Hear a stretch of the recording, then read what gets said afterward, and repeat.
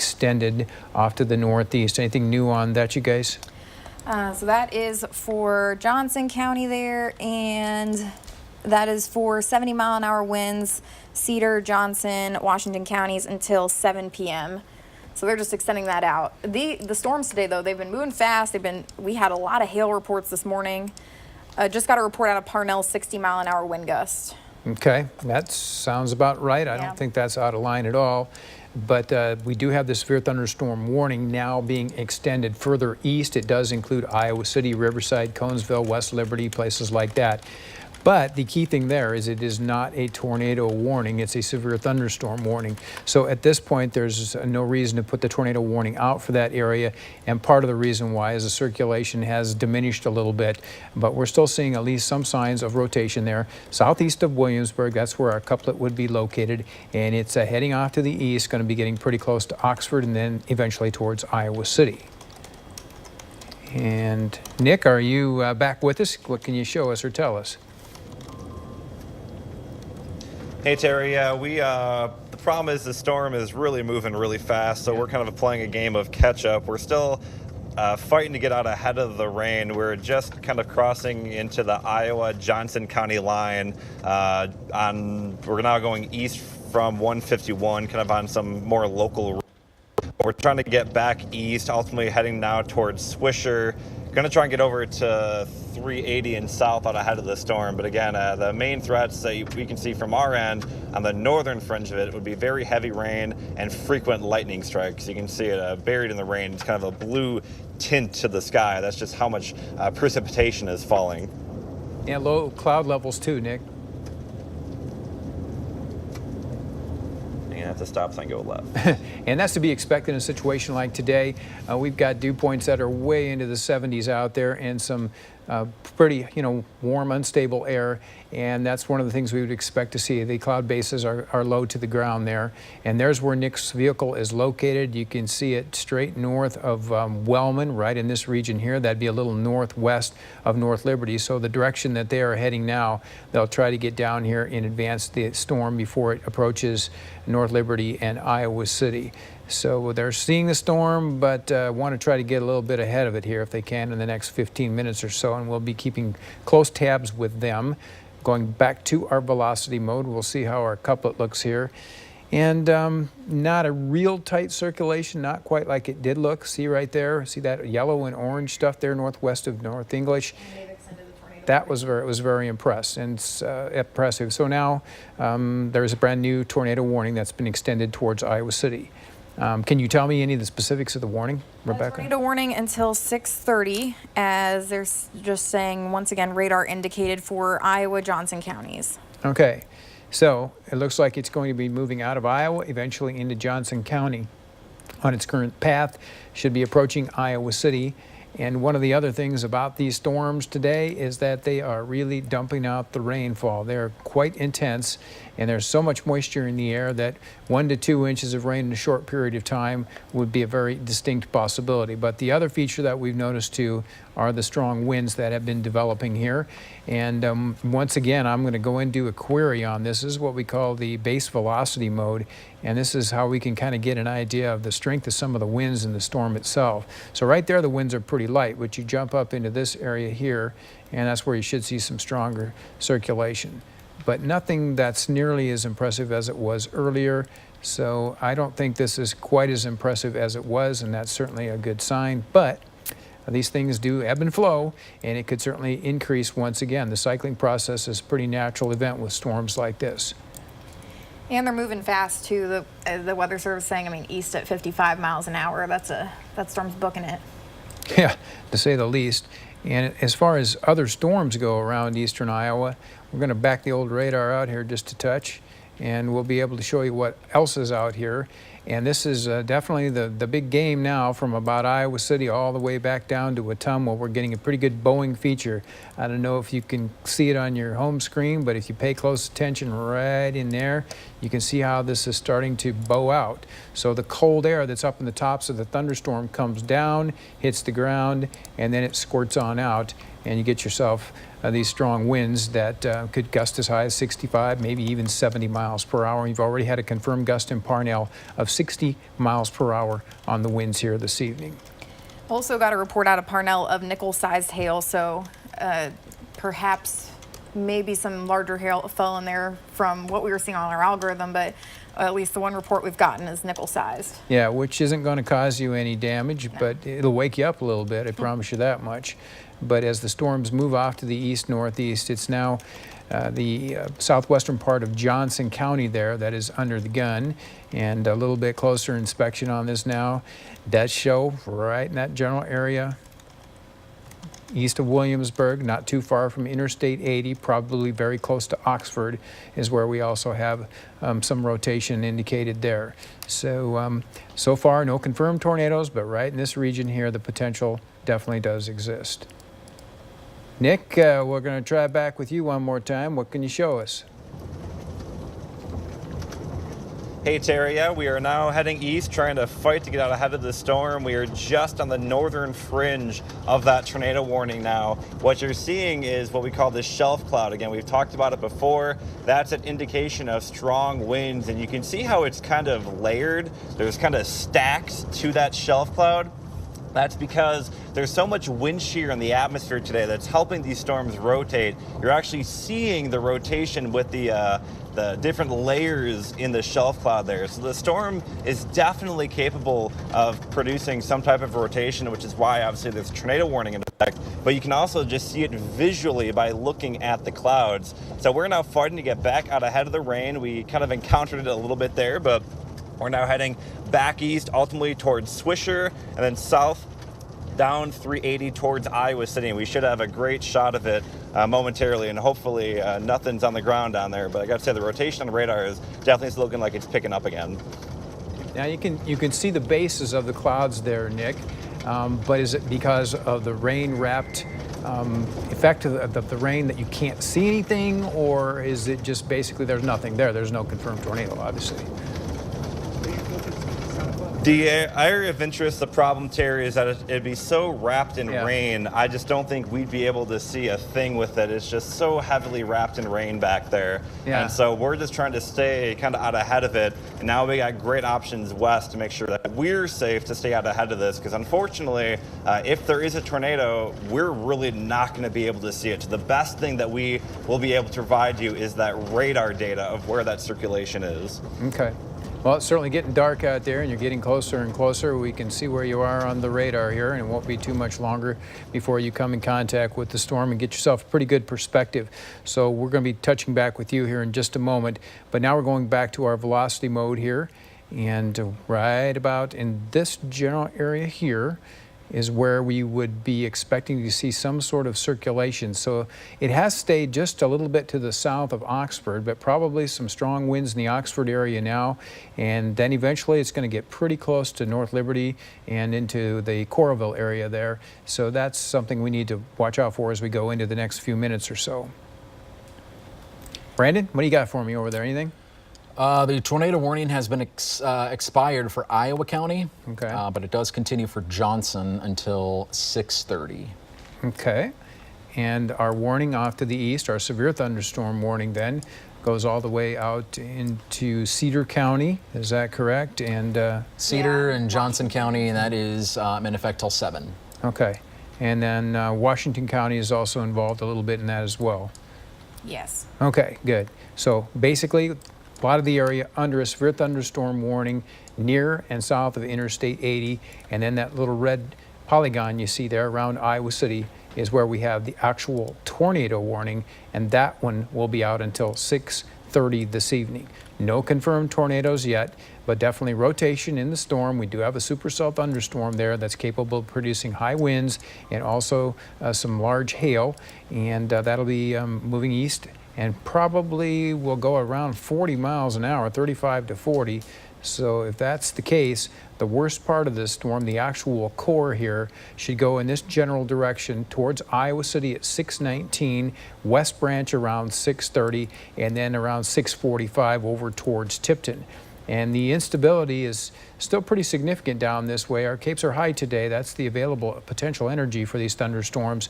So I don't expect this to weaken a great deal, but hopefully we'll at least get rid of that tornado circulation, which has been causing everybody a little consternation here over the past 15 to 20 minutes. And also just a lot of heavy rain too that is going to fall in a short period of time with these storms. Just a lot of moisture out there. You can just feel it. In fact, we can go to the Doppler estimate of how much rain has come down. And where you're getting out where the storm was earlier, there's North English and Williamsburg, that region right in there. You can see the rainfall totals, about 2.7 inches indicated there just west of North English. And yeah, that's where the best instability is now. And since the front has advanced through our northwestern counties, the threat of any severe weather there is certainly long gone. And really, even the heavy rain potential is going down in that part of our viewing area as well. But there's still definitely a notch on our radar here, which indicates a pretty decent circulation in this storm, which is now passing southeast of Oxford and approaching, not too far away from the Coralville, Iowa City area, probably around Tiffin there. So if you're out in that part of our viewing area, you're definitely seeing the storm. We'll take a quick look at Iowa City, and then we talked about the shelf cloud earlier. You can clearly see that approaching Iowa City now. So the winds are going to pick up in Iowa City, and the rains are going to come down big time here in the next few minutes as this storm moves its way across Johnson County in towards Coralville, Iowa City, and down towards Riverside. And that's where we see the worst of the circulation right now. So going in a little bit closer on Iowa City, you can see right where the downtown is located in this general region here. And off to the northwest is where Coralville is. And looks like the strongest part of the storm is not too far away from Coralville, maybe just a little bit south of Interstate 80 there. But all of this region can expect very heavy rainfall and strong winds as the core of the storm actually approaches Iowa City itself. And Nick, if you can weigh in a little bit, we'd like to know what you're seeing out there now. Hey Terry, yeah, we're still trying to keep out ahead of the storm. We're in the town of Swisher right now. We're just kind of fighting. Obviously, the area here is not the greatest chase terrain. We got the Iowa River Valley here. We got all the different lakes kind of in this area. So we're really trying to get out ahead of the storm and keep ahead of the storm. We'll kind of take a look back here. We're at least ahead of the rain, which is off to our south. But again, the structure on this line of storms is still quite impressive. Again, the main area of interest is kind of closing in, as you were mentioning, kind of maybe along and south of I-80. And so we're still north of that. And we're just trying to kind of safely get out ahead of the line. And again, the biggest problem with this line is that it's producing just such heavy rainfall, and visibility comes just so low that the area of rotation would be so enveloped in rain. Yeah, Nick, I think you're going to have a tough time catching up with this one where you're currently located. You might actually have to let it pass to the south and then try to get on I-80 and come at it from that direction there. But at this point, it's due south of you, and there's just no way you're going to get in on this thing until it gets on by to the east. But you should have pretty good perspective of a lot of heavy rain and some pretty fascinating clouds to look at there too. Yeah, that's for sure. Our biggest concern right now is, of course, motorists that might be driving on I-80 and I-380. And so we're going to kind of meander south down 380 towards I-80, remaining north of that area of circulation, and come up behind it. I think that's currently the best play for us right now. And hopefully the cars are taking refuge that are maybe on I-80. Both from the very strong winds. Remember, it's not just the tornadic winds with this is a problem. It's also producing 70-mile-per-hour winds according to that severe thunderstorm warning. So there's definitely a lot of power with the storm. So especially for areas like 380, that north-south oriented highway, that would be a big problem for high-profile vehicles like trucks as the storm approaches them. Yeah, I'm glad you mentioned that too, because we can see that on the base velocity mode here. You can see that orangey purpley color there, kind of. It extends from Iowa City back through Coralville and then east of Oxford now, probably through Tiffin. That's right where you could expect to see the strongest winds, which should be at least 50, maybe as high as 60 miles per hour. So there's going to be a pretty good blow there, it looks to me like, from about Coralville back through Iowa City and then also back towards the Tiffin area. With the storm moving in an easterly direction, this should come right across Iowa City. And I know we had a shot of the Iowa City area. Can we go back to that or not? And now the actual shelf cloud has passed, so you can't see it as dramatically as it was earlier. But the storm hasn't quite gotten into downtown Iowa City, but it is not far away from what I can tell you on the radar tonight. And then it will move its way right across Johnson County. And at that point, it looks like it's eventually headed for Cedar County. And I was going to say, Jerry, yeah. on that camera there, you could actually see people walking around still on the University of Iowa campus. So if you have some friends on campus, maybe want to tell them to get inside. It would be a good idea to be indoors when the storm comes on through. Kind of looks like, too, the worst of the winds might hold just across the northern part of Iowa City and then back to North Liberty and Coralville. That's what it's looking like on the radar here. But Nick, we've got you back, I understand. Yeah, take our feed if you got it. We can see the area of rotation. It's straight out ahead of us on 380. Which is pretty impressive. Tell us what you're seeing exactly, besides rotation. Yeah, hey Terry, yeah, what you're looking at right there, that is basically your area of rotation. You can see kind of the flank of the storm there on the far left edge. Notice how it's a very sharp cutoff. The area of rotation would be right behind those trees back there. It's definitely just a monstrous storm right now. You can see if we kind of zoom out, all the striations in the clouds above us, that is, again, that wind shear. You can see basically the winds blowing into the storm from the northeast. We'll kind of pan to the right. Again, this area is mainly the wind threat on the far north edge as well as the heavy rain threat, but we'll pan down to the big area of interest. That we had a great view there just a moment ago, but we're kind of losing it because with the trees. We're about to get another really good view of it here. Again, that's kind of the area of interest right down there. That is it. It's just approaching basically on top of Iowa City right now. It's any rotation with this storm, if there's any circulation, it would be embedded inside that area. Well, we're going to stay with Nick here, and we can just kind of talk over this, and anytime you want to chime in, Nick, you just go right ahead.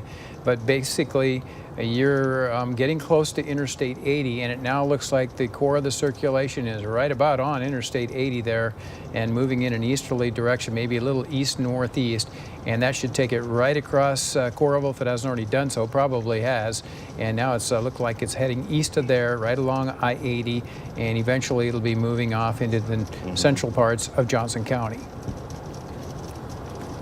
Hey, Terry, I just want to jump in real quick and mention that the lightning with this storm is very, very impressive as well. We're seeing constant barrage of what we call CG lightning, the cloud-to-ground lightning strike. So very, very dangerous lightning is also occurring with this storm. So you got to make sure you're inside. We're losing the trees. Let me zoom out again. But again, there's that area of interest. You can see it down there. It's a big, sharp cutoff, the leading edge of the storm. That is where that circulation would be. But we're just losing it because of trees. But again, the biggest thing is the lightning. There's so many lightning strikes with this storm. It's like concussive blast. And there's a good view right there. That is where, if a tornado would be, it would be right there. And the good news is it doesn't appear there's anything on the ground, but again, with that rain just under it, it could be kind of embedded in that rain as well. Now, have you noticed any winds at all where you're at? Everything's been pretty much further south of you in terms of the gusts? We're kind of on the northern edge, so what we're kind of getting is the inflow winds from the northeast. And so we're not getting strong winds, but it's definitely, it's kind of blowing us around a little bit as the storm is approaching. I'd say they're definitely sub-severe, but we're getting basically inflow winds from the northeast and the north that's blowing into that area of interest just off to our south. And, you know, sometimes you're going to get into the RFD. Can you explain a little bit about that and the structure of these winds that blow into the storms? I mean, the storms are essentially, the tornado is essentially a giant area of low pressure. So, I mean, essentially the same way that you would get an area of low pressure that moves on through a strong storm system, you kind of get the south winds blowing into it and then the north winds wrapping around. You kind of get that circular flow. What's essentially happening with the storm is that it's rotating, the winds are essentially rotating around the storm like an area of low pressure. And so what we're seeing on our radar, essentially the winds are wrapping around the storm, and that's exactly what we can see. And we're starting to lose a visual now because we're starting to get in the heavy rain that's on the north side of that circulation. But what you can see right there, that area of interest just past the North Liberty water tower. So you're right on the edge of North Liberty there. I'm going to go back here and put your vehicle on so people can kind of get an idea of where you are in relation to the storm. So there is Nick there heading right down the interstate, approaching Interstate 80. And North Liberty is right in this general region here. So this is about where Coralville is located. And I'm assuming you guys will take a little hook there and try and go back and get it from this direction. But in terms of an actual couplet or rotation that's very specific to a tornado, nothing obvious. It's very broad there, but it sure looks to me like there's a nice area where there could be a 5 to 10 mile per hour swath of winds that are anywhere in that 40 to 60 mile per hour range, and that's just to the north of Interstate 80. So if things go well, maybe most of Iowa City escaped the worst of the storm, but not so along and north of Interstate 80, which is where Tiffin, Iowa City, and North Liberty are located. And then you get up towards Newport there. The storm definitely going to bring some strong winds to that part of our viewing area as well. I'm assuming you guys haven't heard anything over there in terms of updates from the NWS? No reports. No reports is usually a good thing, so we'll take it as that. But so far, no confirmed tornado, despite the fact we still have a tornado warning in effect until 6:30 tonight in Johnson County. And the storm is now moving very close to Iowa City itself. And a little closer perspective there, you can see right where Iowa City is. There's Dubuque Street, Gilbert Street, and off to the east there towards West Branch is Herbert Hoover Highway. And the storm probably going to go near or north of West Branch over towards Newport there. And then after that, it's going to be heading off to the east towards Cedar Bluff and Cedar Valley. And then you're starting to get into Cedar County and it's out of Johnson County itself. And along with that, the potential for a tornado, this storm does have a history of strong winds. We got that report out of Parnell, 60-mile-an-hour winds. Then did get a report of trees down all over town in Parnell. And a lot of people have been losing power as well as the storm's been coming through. Yeah, we did have some reports in Williamsburg, too, of power being out there.